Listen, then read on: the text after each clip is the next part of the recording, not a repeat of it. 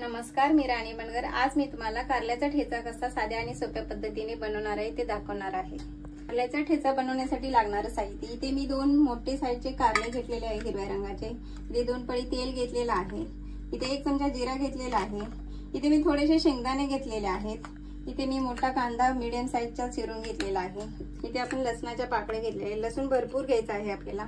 इथे चवीनुसार मीठ घेतलेला आहे। इथे मी 2 रंगाच्या हिरव्या आणि सफेद रंगाच्या मिरच्या घेतलेल्या आहेत। मी ते कारले मधून चिरून घेत आहे। असे मी इथे 2 भाग करत आहे। इथून आपल्याला मधून हे कारले चिरून घ्यायचे आहेत। बघा, असे कारले आपण चिरून घ्यायचे आहेत।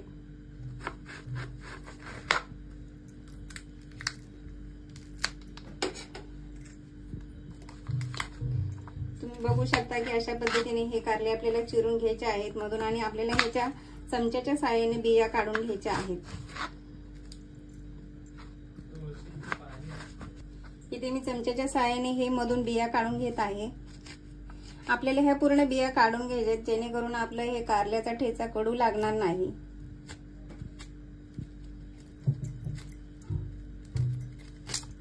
कारल्याचे बिया आपल्या काढून झालेले आहेत। आता आपल्याला ह्या जाड किसणीने आपल्याला अशा पद्धतीने हे कारले किसून घ्यायचे आहे।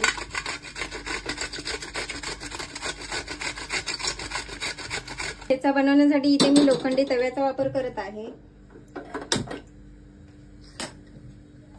कारला आपल्या इथे किसून झालेला आहे। तुम्हाला वाटेल की इथे कारल्याला पाणी सुटलं आहे तर जास्त कडू लागण्याची शक्यता आहे, पण असं काय नाही। आपण याची प्रोसेस वेगळ्या पद्धतीने करणार आहोत। आपला तवा गरम झालेला आहे। आता ह्या तव्यामध्ये आपल्याला थोडंसं तेल टाकायचं आहे।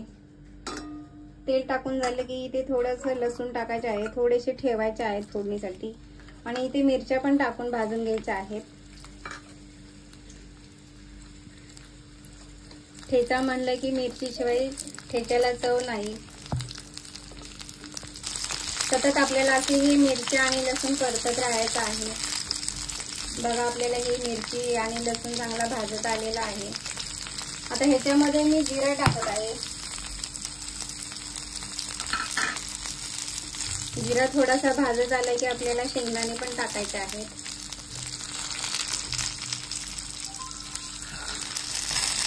शेंगदाणे भाजायला जास्त वेळ लागणार आहे कारण की आपला तवा चांगला तापलेला आहे।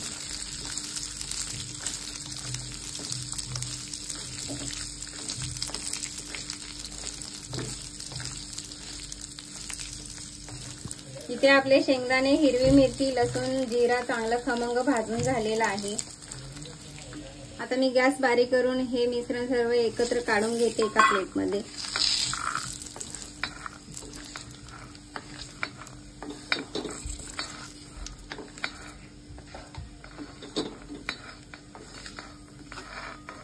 हे मिश्रण आपलं थोडं थंड होऊ द्या।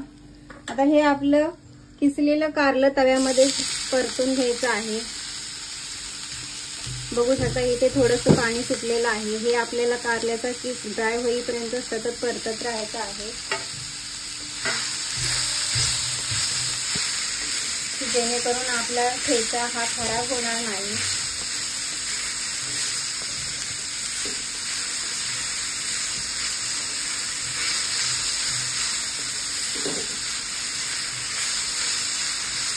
आपल्याला हा कारल्याचा किस सतत परतत राहायचा आहे आणि ड्राय करून घ्यायचा आहे।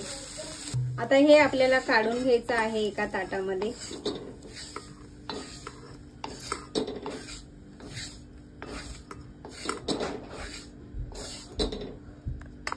वाटण इथे आपले हे थंड झालेलं आहे। हे वाटण आता आपल्याला खलबत्त्यात जाडसर कुटून घ्यायचं आहे। तुमच्याकडे खलबत्ता नसेल तर मिक्सरच्या भांड्यामध्ये जाडसर कुटून घेऊ शकता। मी माझ्याकडे खलबत्ता आहे म्हणून मी असं जाडसर कुटून घेते। आपलं हे जाडसर अशा पद्धतीने कुटून झालेलं आहे। हे आता वाटण आपण एका वाटीत काढून घेऊया। खलबत्त्यामध्ये वाटण हे कुटून घेतल्यामुळे ह्या ठेच्याची चव काय अप्रतिम येते। ते आपण आता थोडंसं तेल टाकूया।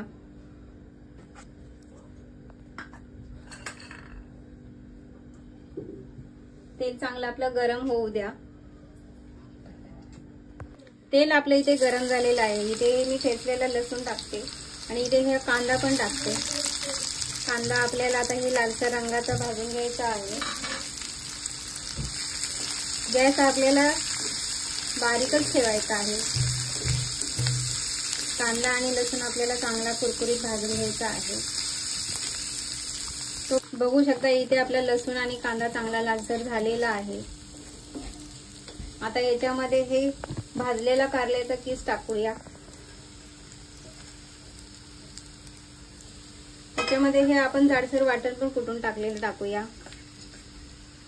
हे मिश्रण आपलं चांगलं व्यवस्थित परतून घेऊया। गॅस आपल्याला बारीकच ठेवायचा आहे।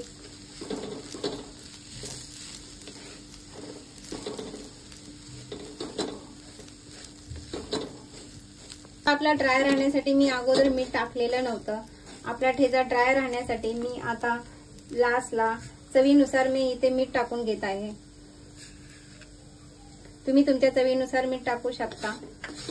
हे मीठ आपल्याला सतत व्यवस्थित मिक्स करून घ्यायचं आहे। फायनली इथे आपला कारल्याचा ठेचा हा तयार झालेला आहे। हा कारल्याचा ठेचा आपण आता ह्या प्लेटमध्ये काढून घेऊया। कारल्याचा ठेचा हा भाकरी बरोबर किंवा चपाती सोबत तुम्ही नक्की ट्राय करा। कारल्याचा ठेचा ही रेसिपी तुम्ही नक्की ट्राय करा। ही रेसिपी तुम्हाला आवडल्यास माझ्या चॅनलला लाईक आणि कमेंट सबस्क्राईब जरूर करा।